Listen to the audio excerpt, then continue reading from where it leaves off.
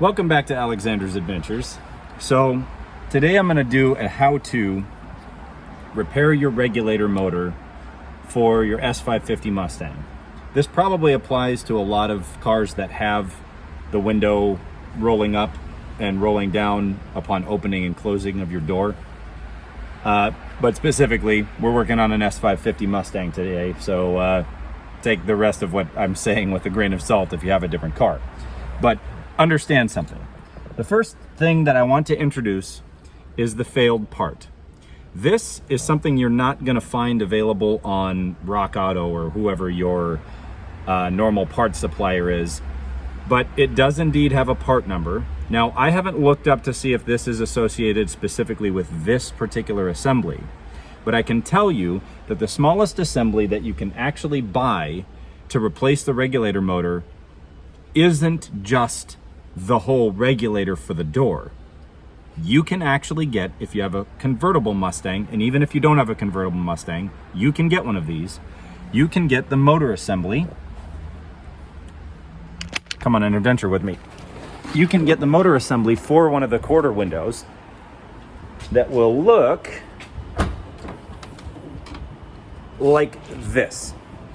This is just the motor assembly that plugs into the rails on your door.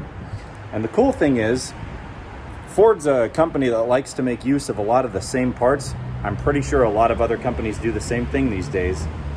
And more or less, this is everything that you need to effect a repair. This is just what we call in the electronics industry a dumb motor and a motor controller. The motor controller's architecture is actually specific to the housing here, obviously, and the housing is for the gears that are used in each of the various locations on the vehicle. But the neat thing about this is that because these motors are available, you can get this from, in my case, Rock Auto, and instead of getting the entire assembly, which is the first thing that I did, that's this guy, right? You can see I've removed the regulator here.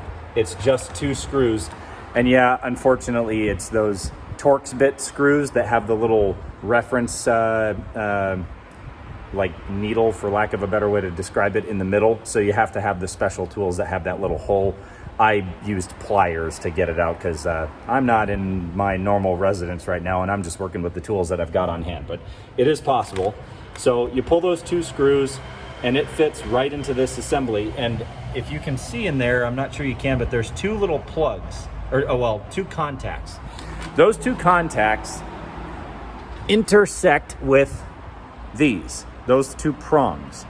And those prongs are the power supply to the motor. So the motor doesn't have its own controller. That's why we call it a dumb motor.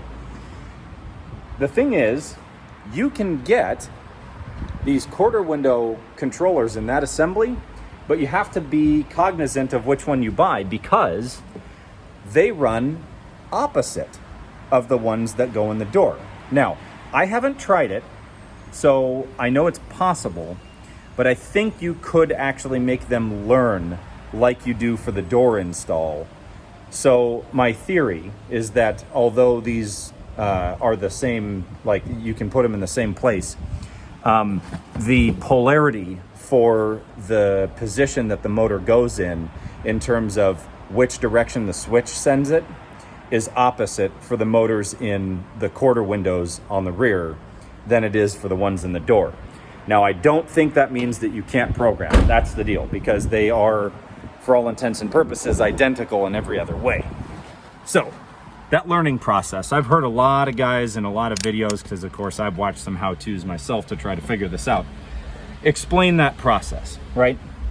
So the deal is, I'm gonna go ahead and, matter of fact, let's try that theory. I'm gonna set you guys right here. I'm gonna splice this together later. I'm gonna grab the motor, or the motor controller, out of the left rear convertible window, and I'm gonna put it in here so that it doesn't have any programming, and we're gonna try to program it and see if that works. Okay, we're back. So I have removed the regulator from the left rear motor assembly for that window, and you can note here This is the regulator out of the one that's actually for the passenger door that came with the rails and everything, right? You can remove the motor assembly from that if you want to, and I may actually do that because the motor assembly that's in this door, since I live in Hawaii, that motor is pretty well corroded. It's probably still fine because the housing is pretty well sealed, but yeah, I like to make things look neat. So this motor, excuse me, I keep saying the wrong thing. This controller and this controller, you'll note, have different label colors. I don't think that's because they can't be interchanged. I think it's because at the level of maintenance that's performed on these vehicles by technicians that work in a dealership, it's necessary for the engineers to put what's called a human factors control in place, i.e. color coding, so that when they go to assemble the motors, and this may actually be at the factory where these things are manufactured, the ones with the yellow are made to be installed in the back of a convertible, and you wouldn't want one of these getting confused with the ones that go to all the rest of the cars for the front windows, because obviously if those got to people, the end consumer, and they installed it, their window is going to go down when they're pulling the switch up, and it's going to go up when they pull the switch down. So you can see how that would be a customer service issue. So I'm going to show you again where this goes. Bear with me as I do this. I'm not an expert cameraman, but I'm going to do my best. So right in here, this is the motor assembly. It's on the back. I'll actually grab the other one to show you what that looks like. So this is the opposite side motor. So for all intents and purposes, this is reversed. But on the other door, this guy is going to be facing this way. So over here, this whole white assembly is opposite inside there, and that housing is sitting downward, right? You can see how this is not the correct one for this side. So what we're going to do is we're going to take this guy, and if I remember correctly, the plug faces forward like this. So we're going to just slide it in here and carefully place it in the housing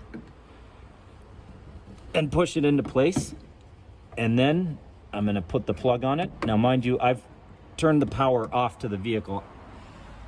I understand safety-wise, it's good to disconnect your negative battery cable when you're doing stuff like this. But in this case, the risk is really minimal because I'm not working directly with power wires or something like that where I'm likely to electrocute myself. This is simply exchanging electrical equipment. So my recommendation, if you're in doubt, disconnect the system. So we're gonna get started first. I'm gonna turn the car on just into accessory mode. And for those of you who don't know, that just involves pushing the engine start stop without trying to start the car. And then I'm gonna try closing the door. Now, the motor is already down. Actually, you know what? I'm gonna do one more thing here. Give me a moment. I'm gonna plug the window switch into its plug right here so that I've got it over here where you can see it. Okay. So there's our window switch. We can move the window now. Oh, okay. So it turns out, this is a really good thing that I did this. So watch as I do this. If I press down, the window goes up. If I press up, the window goes down. So that answers a question. Basically what this means is the yellow labeled controllers are wired to be sending their power to the motors in opposite polarity from the ones that are installed in the doors.